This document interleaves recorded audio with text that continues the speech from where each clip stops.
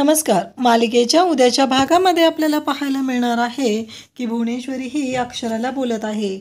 आता 2 दिवस तुम्ही अधिपतींच्या जवळपासही फिरकायचं नाही, खोलीतही जायचं नाही, लक्षात ठेवा.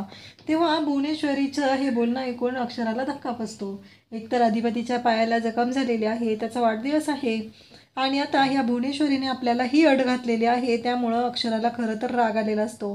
पण त्याचवेळी चंची आणि दुर्गी दोघीही तिथं असतात. त्या दोघीही पाहत असतात.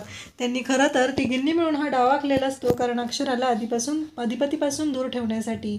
आता अक्षरा शांतपणे भुवनेश्वरीचं बोलणं तर ऐकून घेत आहे, पण अधिपतीला भेटण्यासाठी अक्षरा काय करेल त्याहीपेक्षा महत्त्वाचं आहे, तो अधिपती हा अक्षराला भेटण्या वाचून राहील का? तो अक्षराला भेटण्यासाठी कसा येईल तिच्याकडे, काय धडपड करेल, यांची शक्कल काय असेल, हे आपल्याला पाहायला मिळणार आहे. अशाच अपडेटसाठी चॅनलला सबस्क्राईब करा. थँक्यू.